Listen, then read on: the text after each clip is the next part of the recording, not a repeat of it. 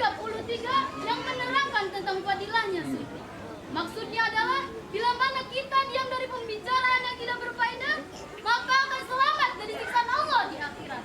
Kenapa kita dianjurkan untuk diam?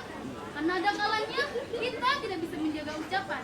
Bahkan terkadang satu kalimat yang kita ucap bisa menyakiti orang lain. Lisan itu sangat berbahaya. Untuk itu kita harus menjaganya. Karena lisan diibaratkan seperti hewan buas yang sangat tajam. Jika kita tidak mengikatnya, maka ia akan menyerang. Sama halnya dengan lisan. Jika kita tidak bisa menahan diri dalam berucap, maka lisan akan sangat mudah menyakiti hati. Selain itu, jika kita banyak sekali berbicara, orang-orang di sekitar kita pasti lama-kelamaan tidak akan nyaman dengan kita. Karena orang yang berbohong adalah orang yang banyak sekali bicara. Nah, dari situ dapat disimpulkan bahwa diam juga dapat menunjukkan wibawanya. Diam ini bukan diam dalam mencari pengetahuan. Misalnya, kita tidak paham dengan salah satu ilmu, maka lebih baik bicara saja dan tanyakan. Jangan sampai malah malu bertanya. Karena barang siapa malu bertanya, maka akan tersesat di jalan. Diamnya kita itu sangat istimewa dan akan terlihat lebih indah dibanding bicara yang tidak-tidak. Kita sudah sepatutnya berhati-hati. Terkadang bisa saja kita terpeleset karena lisan kita sendiri. Seringkali tanpa sadar, lisan ini mengucapkan perkataan-perkataan yang buruk, seperti menghina, ghibah, berbohong, atau bahkan sampai mengadu domba. Jika dikumpulkan semua perbuatan itu, disebut najis.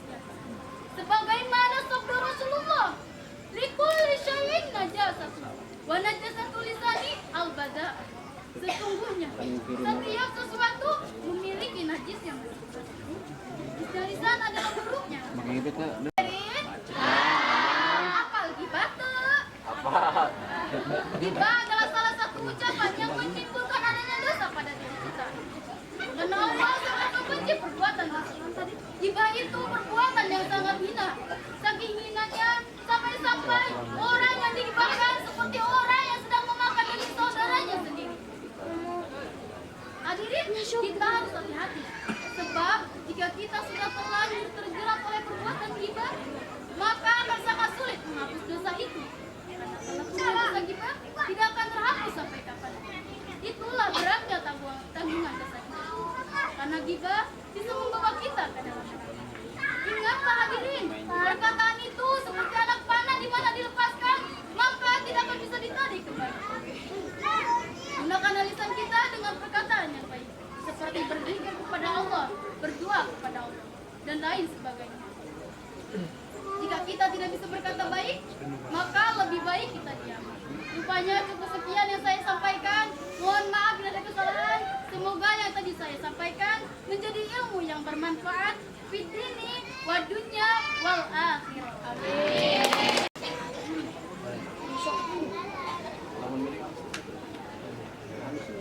Bismillahirrahmanirrahim. Wa qala sallallahu alaihi wasallam. Man taraka sholata mutamidan faqad kafara biha. Rasulullah sallallahu alaihi wasallam bersabda, barang siapa yang meninggalkan sholat dengan sengaja, maka ia benar-benar telah menjadikan dirinya kufur secara terang-terangan. Di dalam hadis ini, Rasulullah telah menegaskan mengenai dampak fatal yang akan terjadi jika seseorang berani meninggalkan sholat dengan sengaja. Hadirin, seperti yang kita ketahui, sholat adalah kewajiban yang Allah berikan kepada setiap muslim. Meskipun perintah sholat itu hukumnya wajib, tetapi Allah tidak pernah mempersulit urusan hambanya. Allah zat yang maha pengasih lagi maha penyayang. Segala kemudahan Allah berikan kepada hambanya, terutama dalam dunia sholat. Seperti contohnya, di saat kita sedang menempuh perjalanan jauh, sholat masih bisa dijamaah ataupun dikosor. Selain itu, misalnya ada orang yang sedang sakit dan hal itu membuatnya tidak mampu berdiri, maka sholat masih bisa dilaksanakan dengan duduk semampunya. Jika dalam keadaan duduk pun sudah tidak mampu, maka diperlukan dalam keadaan berbaring pun sudah tidak mampu untuk sekedar menggerakkan kedua tangan, maka ketahuilah bahwa sholat masih bisa dilaksanakan meskipun hanya dengan menggunakan isyarat kedipan mata. Apakah sholat tersebut hukumnya sah? Tentu saja, karena inilah bentuk kemudahan dari Allah. Hadirin, hadirin, tahu nggak definisi sholat itu seperti apa? Terangkan hadirin. Definisi sholat itu as-sholatu wa hiya lughatan wa syar'an kama qala Rasulullah afdalu af'alu. Muktamatun bitasmini muktamatun bitaslimi bi syara'iti maksudnya. Yang artinya secara bahasa sholat bermakna taat, dan menurut syariat sebagaimana dikatakan oleh Imam Ar-Rafi'i, sholat adalah rangkaian perkataan dan perbuatan yang baik. Ibadah ini dimulai dengan takbiratul ihram dan diakhiri dengan tasbih. Selain itu, sholat juga diibaratkan sebagai media komunikasi antara seorang hamba dan Tuhannya. Jadi, di saat kita sedang sholat, disitulah kita sedang berkomunikasi dengan Allah. Allah memerintahkan kita untuk sholat semata-mata karena Allah ingin kita selalu ingat dan dekat kepada-Nya. Nah, maka baik atau tidaknya hubungan kita dengan Allah itu tergantung dengan bagaimana sholat kita. Jadi, apakah ada alasan untuk kita tidak melaksanakan sholat? Tidak. Kita tidak punya alasan untuk meninggalkan sholat. Nah, dari sisi ujungnya pun masih ada cara yang telah ditentukan oleh hukum syara agar kita bisa tetap melaksanakan sholat. Lalu bagaimana jadinya jika ada seseorang yang malah dengan sengaja meninggalkan sholat? Faqad kafara, maka sungguh telah kufurlah ia. Rasulullah bersabda, telah kufurlah ia. Seseorang yang telah kufur tentu akan termasuk dalam golongan orang-orang kafir. Sedangkan orang-orang kafir adalah golongan yang akan sangat menyesal dan tidak nanti. Sebab tidak ada lagi tempat bagi orang-orang kafir selain di neraka, yang dimana mereka akan tetap kekal di dalamnya selamanya, selama-lamanya. Inilah akibat dari meninggalkan. Hadirin, oleh sebab itu, jangan sampai kita mengkufurkan diri kita sendiri dengan berani meninggalkan sholat. Hal inilah yang harus kita waspadai. Karena tanpa kita sadari, ternyata banyak sekali hal-hal yang dapat menyebabkan timbulnya kekufuran. Salah satu di antaranya adalah lalai dalam menjalankan sholat. Tetapi pada kenyataannya, orang-orang di luar sana justru malah dengan gampangnya melalaikan sholat. Buktinya, saat azan sudah berkumandang, orang-orang masih saja sibuk dengan urusannya masing-masing. Sampai akhirnya, dari yang tadinya sering, bahkan terbiasa menunda-nunda sholat, lama-kelamaan sholat pun berani ditinggalkan. Padahal sholat adalah amalan pertama yang akan ditanyakan dan kemudian dihisab dan dipertanggungjawabkan di akhirat nanti. Maka dari itu, secara mutlak, sholat adalah sebuah pilihan. Kita tidak bisa menyepelekan sholat yang akan menentukan selamat atau tidaknya kita di akhirat nanti. Namun terlepas dari hal itu, pernahkah terpikir oleh kita tentang bagaimana perasaan Rasulullah? Karena jika Rasulullah mengetahui ternyata banyak dari umat beliau di akhir zaman ini yang telah lalai terhadap sholatnya, Rasulullah pasti akan sangat sedih. Hadirin, seperti yang kita semua tahu, sholat adalah oleh-oleh yang dibawa Rasulullah setelah beliau menempuh perjalanan Isra Mi'raj pada malam itu. Coba kita renungi peristiwa itu baik-baik. Hadirin, coba kita renungi peristiwa itu baik-baik supaya kita bisa mengerti bahwa pada peristiwa itulah terlihat dengan jelas betapa besar bukti cintanya Rasulullah terhadap umatnya, di mana beliau rela berulang kali bolak-balik meminta keringanan kepada Allah agar Allah berkehendak memberi keringanan untuk hamba hanya dalam menjalankan sholat. Bayangkan saja, dari yang tadinya 50 waktu dalam satu hari, kemudian terus-menerus dikurangi hingga menjadi hanya 5 waktu saja. Lantas, apa kita tidak merasa malu terhadap Rasulullah? Apa kita tidak merasa malu terhadap Rasulullah? Atas segala apa yang telah Rasulullah perjuangkan untuk kita umatnya. Maka dari itu hadirin, marilah kita perbaiki sholat kita. Selagi Allah masih memberi kita waktu di dunia ini, kita harus ingat bahwa suatu saat kematian pasti akan datang. Karena sejatinya tidak ada yang abadi di dunia ini. Segala kesenangan, kebahagiaan, ataupun kesulitan dan penderitaan yang kita rasakan, semua itu hanyalah Sudahkah kita mengingat kematian hari ini? Sudahkah kita mengingat kematian hari ini? Kita harus ingat bahwa suatu saat kematian pasti akan datang. Seandainya kematian datang pada detik ini juga, apa kita sudah siap? Apa kita sudah siap hadirin? Sudah cukupkah amal kita? Nah, jadi inti dari keterangan ini adalah satu: jagalah sholat, walau dalam keadaan apapun, bagaimanapun, dimanapun dan sampai kapanpun itu, tetap jangan sampai kita berani dengan sengaja meninggalkan.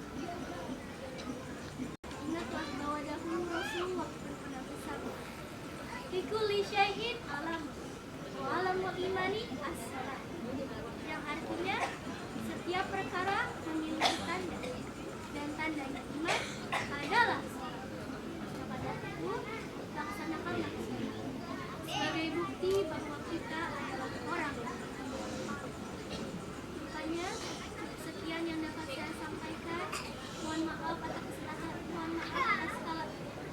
maaf atas segala kesalahan ataupun ada tutur kata yang kurang berkenan. Semoga yang tadi saya sampaikan bisa menjadi ilmu yang bermanfaat di dini wa dunya wa akhirat.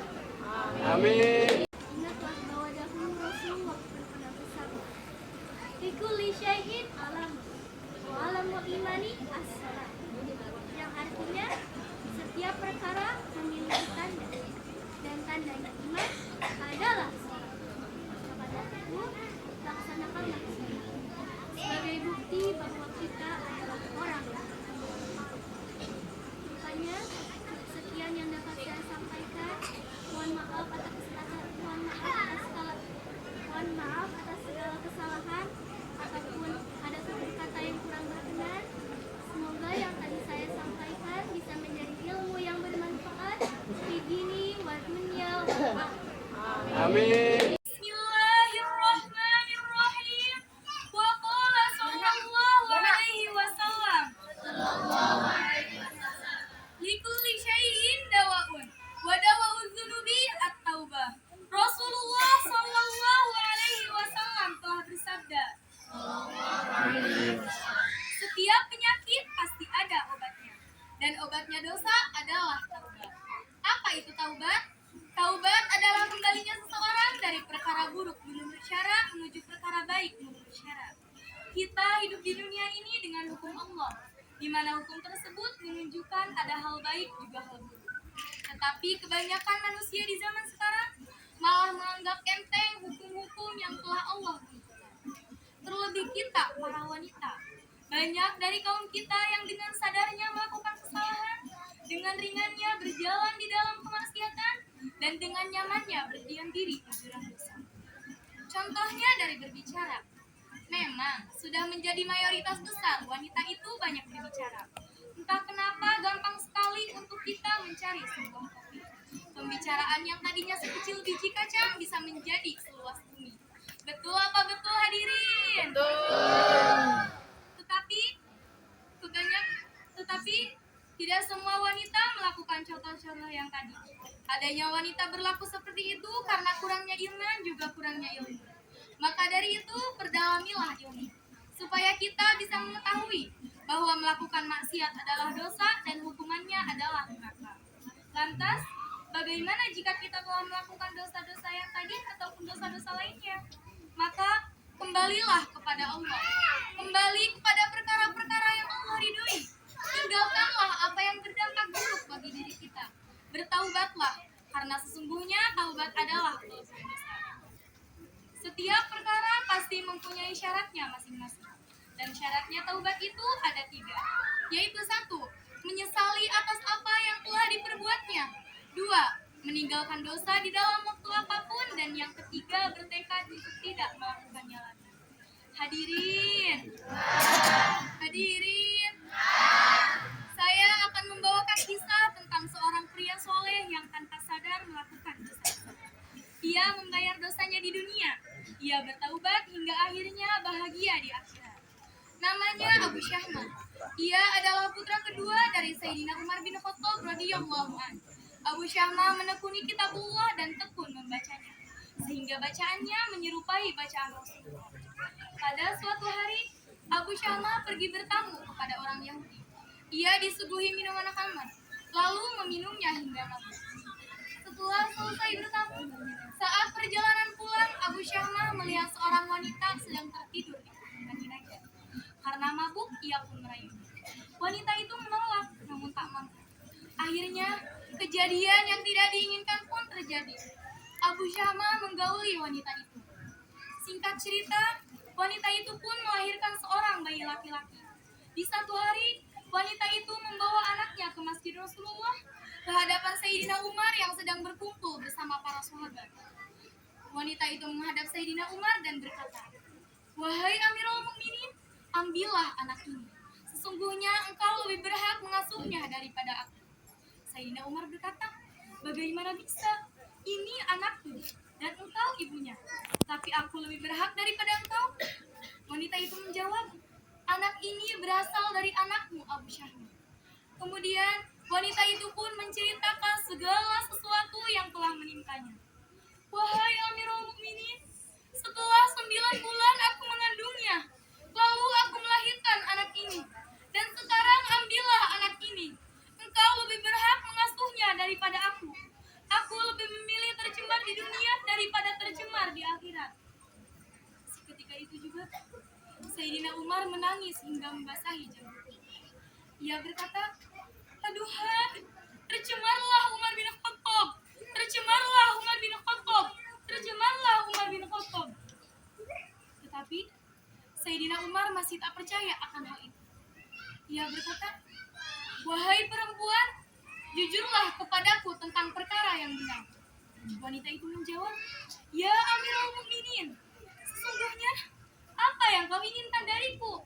Demi Allah, anak ini berasal dari anakmu, Abu Syahma. Jika engkau mau, aku akan bersumpah dengan Al-Quran selembar demi selembar." Setelah mendengarkan sumpahnya wanita tersebut, Sayyidina Umar membawakan kitab Al-Quran ke hadapan wanita itu. Dan wanita itu pun mulai bersumpah dari surah Al-Baqarah sampai surah Yasin. Sayyidina Umar pun percaya. Ia berdiri dan mengilam beberapa saat, kemudian datang kembali dengan membawa uang sebesar 30 dinar dan 10 lembar baju untuk diberikan kepada wanita. Dan Sayyidina Umar meminta kepada wanita itu agar wanita itu memaafkan segala kesalahan Abu Syahma. Wanita itu pun pergi dengan membawa yang tadi Sayyidina Umar berikan kepadanya.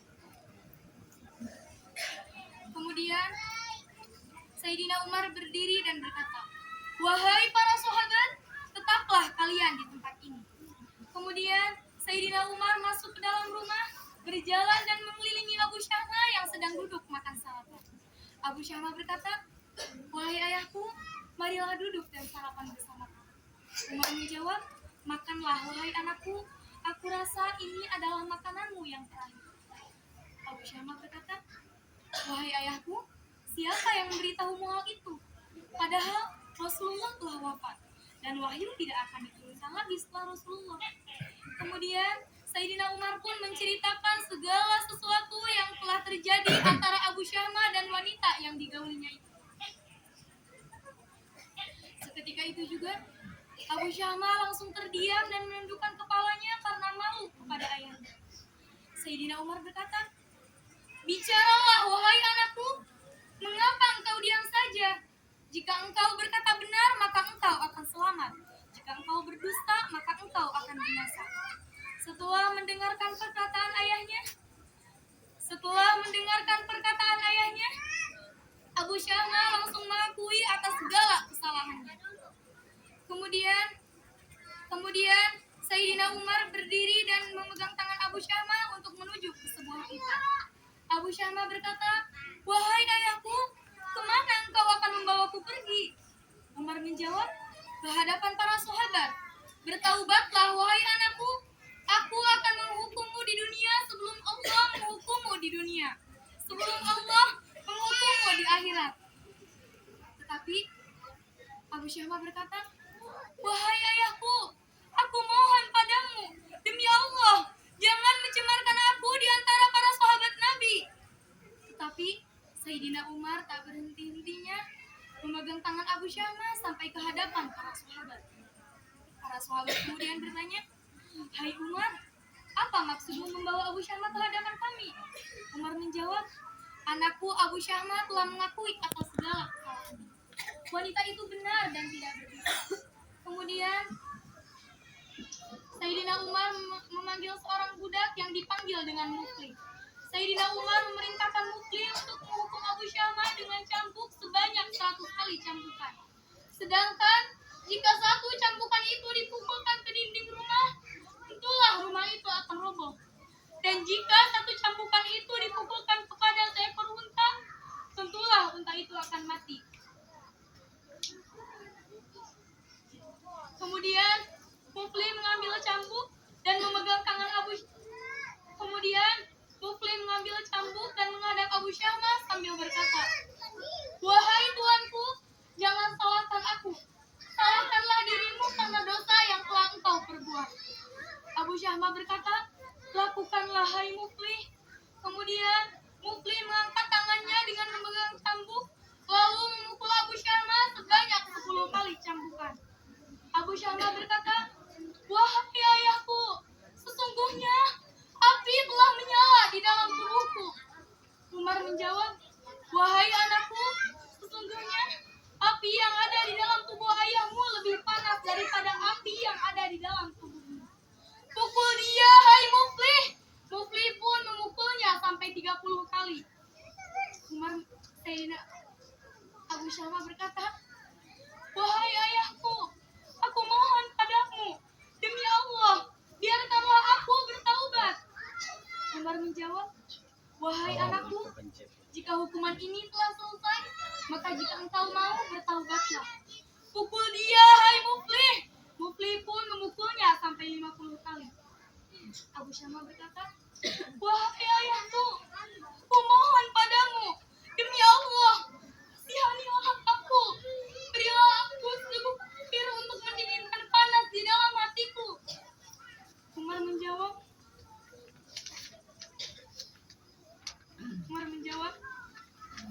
"Andai kata orang-orang yang mendapatkan siksa di dalam neraka mendapatkan air yang jernih, tentulah aku akan memberimu minum." Pukul dia, hai Mukli. Mukli pun memukulnya sampai 60 kali.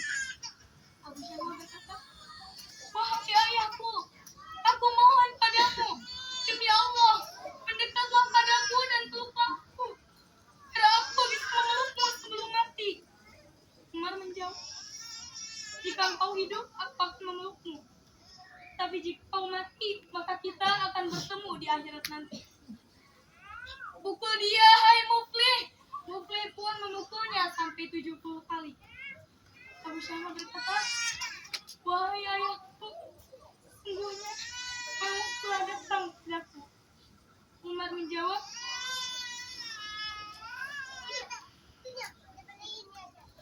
"Wahai ayahku, sungguhnya maut telah datang padaku." Umar menjawab, "Wahai anakku, jika nanti engkau bertemu dengan Rasulullah, maka katakanlah padanya bahwa ayahku Umar bin Khattab telah memukuliku sampai membunuhku." Pukul dia, hai Mukli. Mukli pun memukulnya sampai 80 kali. Karena Abu Syama sudah tidak kuat atas cambukannya itu, Abu Syama meminta kepada para sahabat agar Sayyidina Umar menghentikan cambukannya itu. Tetapi Sayyidina Umar tetap memerintahkan Mukli untuk memukulnya. Mukli pun memukulnya sampai 90 kali. Kemudian Abu Syama mengangkat kepalanya dan berseru dengan suara paling kerasnya, "Assalamualaikum ya sahabat Rasulullah. Ini adalah salam terakhir dari orang yang berpamitan dari dunia dan tak akan pernah kembali sampai hari kiamat." Maka menangislah para sahabat dengan suara paling kerasnya. Sayyidina Umar kemudian berkata, "Pukul dia, hai Mufli." Mufli pun memukulnya sampai 100 kali. Kemudian Sayyidina Umar berkata, "Hai Mufli, angkatlah cambuk itu dari anak." Ternyata Mufli telah meninggal. Ternyata Abu Syama telah meninggal dunia. Sayyidina Umar kemudian berdiri dan berkata, "Wahai kaum muslimin, ketahuilah bahwa anakku Abu Syama telah meninggal dunia demi Tuhan Ka'bah." Maka mereka segera datang dari segenap penjuru hingga masjid penuh sesak oleh orang-orang yang mendatangi wafatnya Abu Syama. Ibunya datang dan merapatinya sambil berkata, "Selamat pagimu wahai anakku. Aku titipkan engkau kepada Tuhan yang Maha Pengasih, Maha Pengampun." Singkat cerita, Abu Syama pun telah selesai. Ibnu Abbas berkata, "Aku bermimpi melihat Rasulullah bercahaya sempurna seperti bulan purnama memakai baju. Sedangkan Abu Syama di hadapan beliau memakai baju. Ternyata Abu Syama mendapatkan kemuliaan di sisi Rasulullah karena ia telah membayar dosanya di dunia, sehingga Allah menempatkannya di surga." Hadirin, kisah Abu Syama menunjukkan rasa beratnya hati untuk bertaubat, namun harus tetap dilaksanakan. Karena Allah telah menentukan hukuman bagi orang yang berzina, yaitu dengan dicambuk sebanyak 100 kali. Adapun untuk kita yang sering melakukan kesalahan, sering melakukan dosa dengan sengaja ataupun tidak, ingat, janganlah lupa untuk terus bertaubat. Jangan karena dosa-dosa kecil yang kita perbuat malah membuat kita lalai meminta ampunan. Meskipun dosa yang kita lakukan kecil, tapi jika terus dilakukan, lama-kelamaan akan membesar. Lantas, apa yang harus dilakukan setelahnya?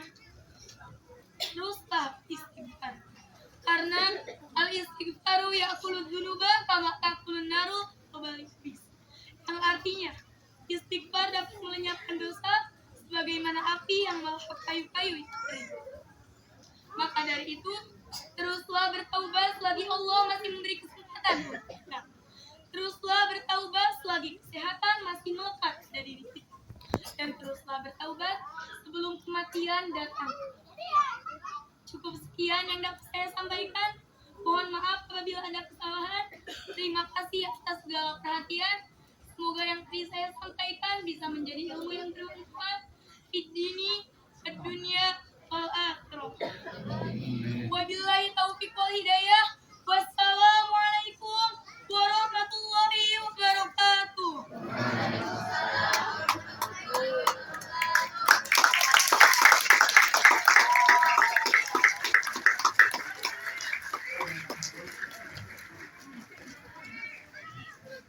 Bella. Bella. Anak Toto.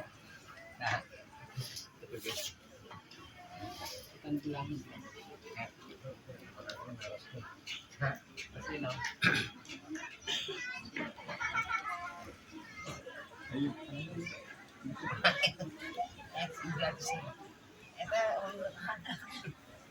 Jasa.